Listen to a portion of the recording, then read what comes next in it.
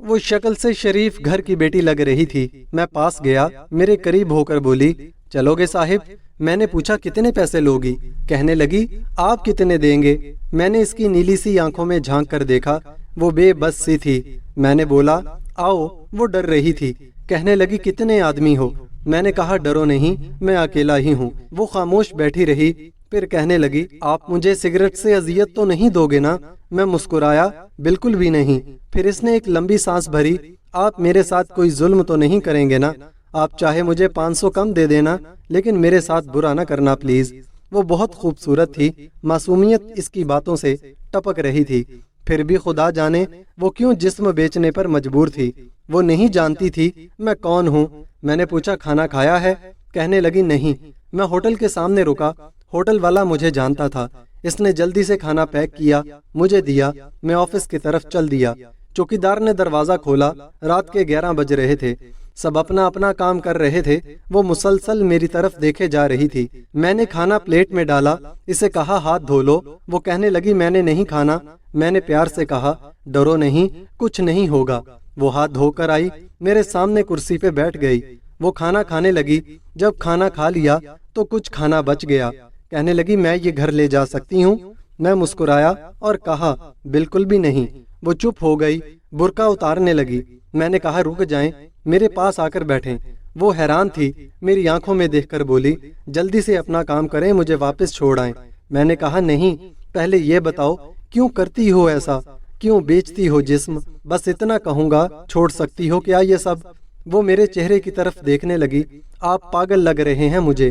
میں نے اس کی آنکھوں میں دیکھا، ہاں پاگل ہی ہوں میں، سب پاگل ہی سمجھتے ہیں مجھے۔ وہ کہنے لگی اگر کچھ کرنا نہیں ہے تو مجھے واپس چھوڑ کر آؤ۔ میں نے اس کے سر پہ ہاتھ رکھا، پھر پرس سے 10,000 نکالے، اس کے ہاتھ پہ رکھے۔ وہ حیران تھی، کہنے لگی میں نے نہیں لینے، آپ کیوں دے رہے ہیں یہ پیسے مجھے؟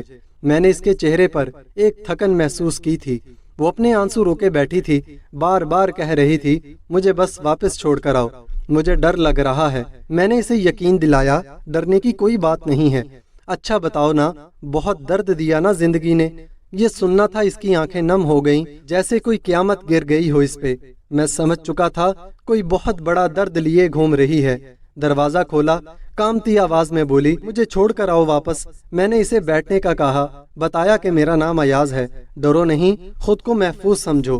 اسے جب یقین ہو گیا پریشانی والی کوئی بات نہیں تو بتانے لگی شوہر مر گیا، 3 بیٹیاں ہیں، سسرال والوں نے نکال دیا، ماں باپ فوت ہو چکے ہیں، بھائی کوئی نہیں ہے۔ ماموں کے گھر آئی، ماموں کے بیٹے نے میرے ساتھ زیادتی کی۔ میں نے جب مامی کو بتایا تو سب نے مجھے غلط کہا، مجھے دھکے دے کر گھر سے نکال دیا۔ دور کے رشتہ دار نے ایک بڈھے سے میری شادی کروائی، اس کے بھی بچے تھے، اس کے بچوں نے مجھے بہت ذلیل کیا، پھر وہ شوہر بھی فوت ہو گیا۔ بیٹیوں کو در بدر لیے بھٹکنے لگی، نہ چھت تھی نہ روٹی تھی، بھوک افلاس تھی، سڑک پہ کھڑی تھی۔ ایک صاحب آئے، کہنے لگے 1 گھنٹے کے 5,000 دوں گا۔ نہ چاہتے ہوئے ماں کی ممتا، حالات کی ستائی ہوئی کیا کرتی، آخر چل دی۔ اب ہر روز جسم بیچتی ہوں، کرائے کا گھر لیا ہے، بیٹیوں کو اکیلا چھوڑ کر آتی ہوں۔ کیا کروں، بہت بار سوچا خودکشی کر لوں، لیکن بیٹیوں کو دیکھ کر ہمت نہیں ہوتی۔ وہ رو رہی تھی، میں زمانے کی بے حسی محسوس کر رہا تھا۔ اس کے سر پہ ہاتھ رکھا اور کہا آج سے تم مجھے اپنا بھائی سمجھو، آج سے تم اپنی بیٹیوں کو لو اور آفس کے اوپر والے روم میں رہو۔ وہ یقین نہیں کر پا رہی تھی۔ اس کے گھر پہنچا، بیٹیاں سوئی ہوئی تھیں، بہت پیاری تھیں، گود میں اٹھایا، دل کو سکون ملا۔ وہ مسلسل روئے جا رہی تھی۔ مجھے کہنے لگی آپ فرشتے ہیں، آپ کون ہیں؟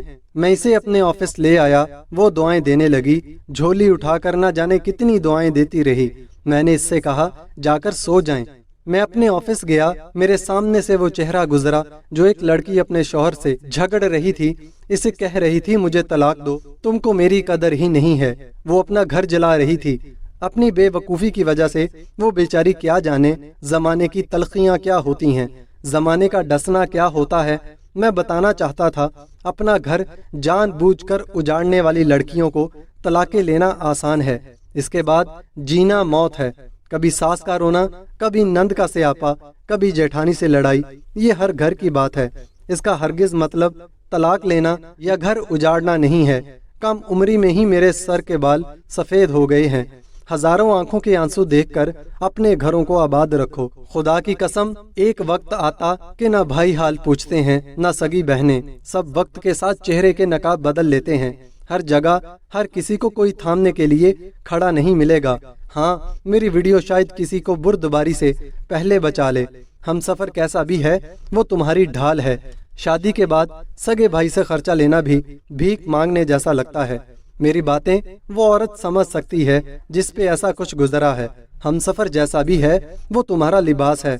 याद रखना, जमाने के लिए तुम सिर्फ गोश्त का एक टुकड़ा हो। वो जमाने गुजरे मुद्दत हुई जब रिश्तों का पास रखा जाता था। अब रिश्तों से खेला जा सकता है, हवस पूरी की जा सकती है, फिर फेंक दिया जाता है। हाँ, किस्मत में लिखा हम बदल नहीं सकते, लेकिन किस्मत खुद लिख भी सकते हैं। सब्र, बर्दाश्त और झुक कर।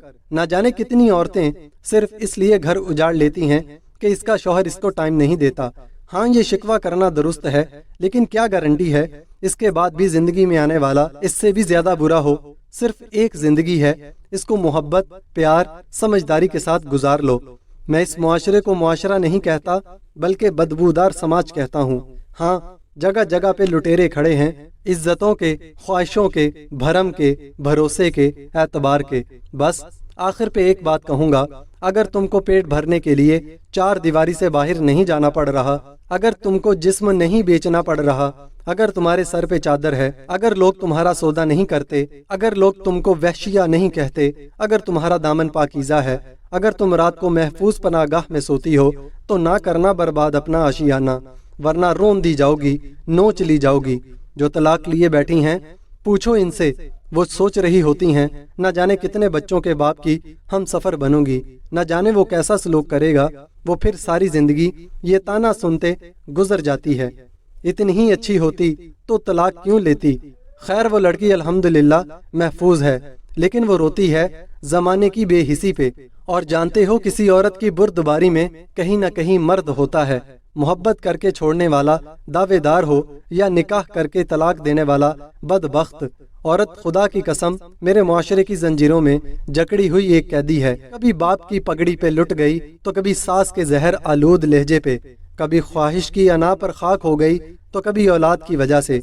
मर्द अगर समझ जाएं मेरी इस वीडियो को, तो शायद मेरा मुआशरा बदल जाए। हाँ, कुछ औरतें होती हैं बाजारू, जिनको जितनी भी इज्जत दे दो वो इज्जत की चादर से ज्यादा बाजार की रौनक बनना पसंद करती हैं। फिर ऐसी बदबख्त औरतें एक बदबूदार मुआशरे को जन्म देती हैं। नाज़रीन गिरामी, अगर ये वीडियो आपको अच्छी लगी तो वीडियो को लाइक करें और हमारे YouTube चैनल को सब्सक्राइब करें, ताकि हम मजीद इस तरह की वीडियोस आपके लिए लाते रहें।